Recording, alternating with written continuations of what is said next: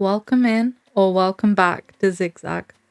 Now, a lot has happened since I last checked in. Like everybody else in the Animal Crossing community, I've been in update mode. And since I restarted last month to chase my Forever Island dreams, I knew I had a lot of work to do to get 3.0 ready. Behind the scenes, I've been grinding. In this video, I'll be bringing you back up to speed. So grab a drink, grab a snack, and get comfy. Here's what you've missed on Zig Zag. The first major update is that we finally welcomed Meringue and Chrissy to the island. I'm really happy with both of these villagers. Meringue was actually one of my originals back on my very first Animal Crossing New Horizons save, so I was really chuffed to welcome her back to my Forever Island. Chrissy I've never actually had before. I'd love to have her and her sister Francine on an island together though. I also managed to pay off my next home loan, which was a huge relief, because storage was becoming a real issue. My house and island were giving less Forever Island and more Episode of Hoarders. Doing this wasn't easy though. I had to sell basically everything that wasn't nailed down. I even had to sell my striped socks in the end. If that's not financial dedication, I don't know what is. Then came the day. Resident Services was upgraded and Isabel was here to finally restore some semblance of order amidst the chaos. And I would have loved to give her the welcome she deserved. But sadly I accidentally skipped a day and missed her entire debut. Sorry about that, Isabel. At this point, my mission to collect 3 of every bug and fish in order to get the models from Flick was well underway. And since storage space was such a premium at this stage of the game, I had to get creative. Thus, the Great Wall of Bugs and Fish was constructed. I'm sure Isabel was snowed under with paperwork as villagers filed formal complaints. The luxury beachside views that Tom Nook had promised them replaced with stinky sea bass. But it was all worth it, because I finally did manage to catch that stupid mole cricket. I even managed to catch a tarantula, so I'm actually feeling pretty good about my bug catching abilities now. I crafted the campsite, and my first campsite villager was Colton. I wasn't too happy about it at the time, but honestly, I've since warmed to him. Project KK kicked off, and Zig Zag's image was underwhelming, to say the least. Between the wall of critters, the trash and rotten turnips I'd thrown down as lures for ants and flies, Isabel awarded me a measly 1 star. And while I had hoped to hit 3 stars ready for 3.0 landing, it was starting to feel unattainable. But then a certain sloth arrived on the plaza and I felt renewed hope. Leaf to me is the very embodiment of Animal Crossing's relaxed pace. Never rushing, but just enjoying the small pleasures along the way. I took a breath, I stopped rushing, and reminded myself of why I'd started Zig Zag. When I started this channel, I did so because I wanted to experience the game in a way that I hadn't since 2020. I wanted to slow down and enjoy the journey, not just the destination of a fully decorated, perfectly themed island. I took the time to start making a space to farm my crops and breed my flowers, putting fences around it to stop them spreading too much out of control.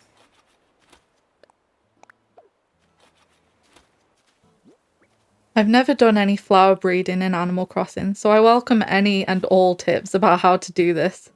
For now I've just plonked down some flowers in a way that makes sense to my brain, in the hopes to get some of the more common variations.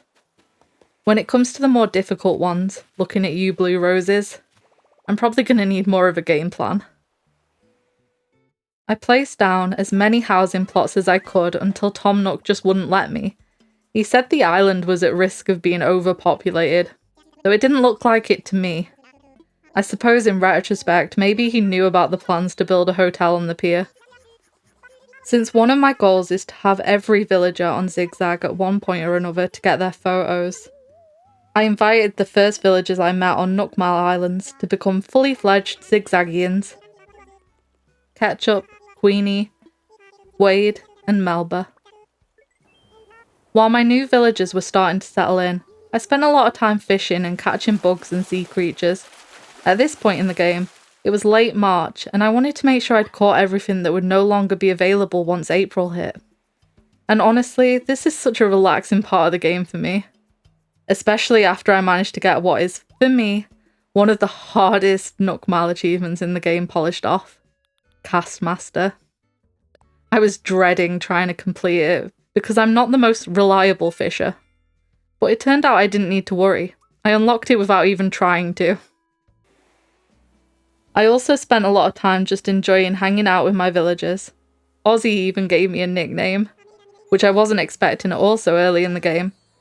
Usually I don't seem to get a nickname for ages in any of my saves, but he asked to call me Tater Tot. And well, who can say no to that adorable face? And I know I said Tad was my favourite, but with this, move over Tad. Ozzy has officially taken first place in this Tater Tot's heart.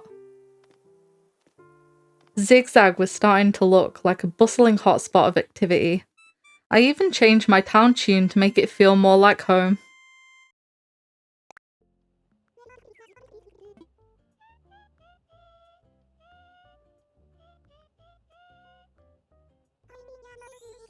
If you recognise the tune, let me know in the comments.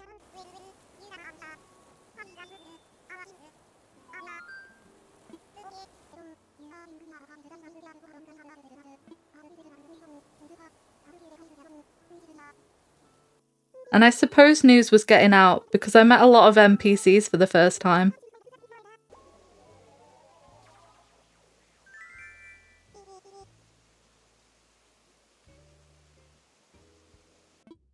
Red, Sahara, Celeste, Wisp, Mabel, who I managed to convince to move onto the island and start a tailor's shop with her sister, Sable. I've always related heavily to Sable in Animal Crossing. Like her, I'm very introverted and slow to warm up to people.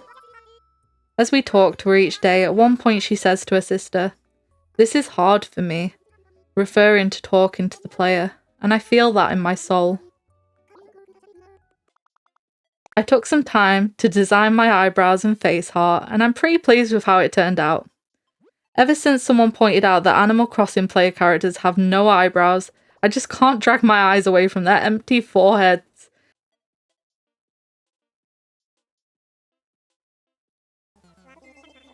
CJ visited Zig Zag for the first time and I took full advantage of his presence, quickly requesting a fish model to get at least some of the clutter off my island, and selling tons of fish over the course of the night. Between this and diving, I earned enough bells to pay off another home loan and build my second bridge. I chose to place the new bridge near the museum, connecting all my beaches together to make searching for my daily DIY bottle easier. By this time, the novelty of the vaulting pole had worn off. All our hard work paid off. Zig Zag finally hit 3 stars, with the update right around the corner, and KK agreed to perform the very next day. I was so happy to have hit such a huge milestone without having had to do too much work. I think my lack of storage space probably helped a lot as I dumped a lot of items around the island at this point. However, with 3.0 breathing down my neck, I found myself panicking. I had the rating and terraforming was unlocked, but I still had no vision for how to actually decorate the island. Seeing Zipper pop up to mark the beginning of the much dreaded Bunny Day event nearly sent me over the edge. Luckily, Captain was able to calm me down with one of his songs.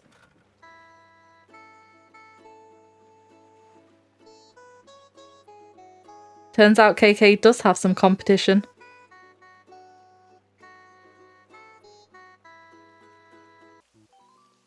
And he took me to find Brewster on one of his tours.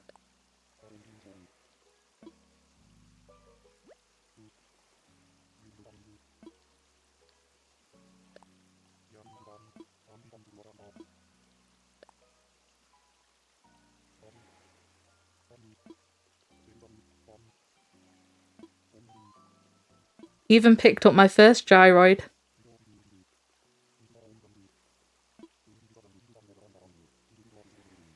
I'm gonna have to have a think about what my vision is for this island.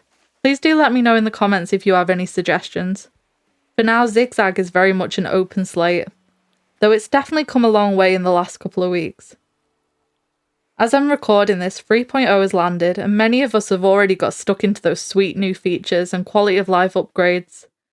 If you want to see my thoughts in the lead up to the update and first impressions of the new features, feel free to check out some of my other videos where I go into depth. One thing's for sure though, as much as I've loved playing on Zig Zag in the weeks leading up to 3.0, now the update's here, decorating is going to be so much easier. I have a video in the works where I'll be talking about what features and quality of life upgrades remain on my wish list, either for a future update or a new game. So if you're interested in that, please do consider subscribing to the channel. As a new creator, every like, comment and subscription means a great deal to me, and I really do appreciate everyone who's taken time out of their day to check out my videos. I read every comment and I really do love hearing your thoughts. Thank you so much for hanging out with me today. I hope to see you back here next time so you can see what I've been up to in 3.0.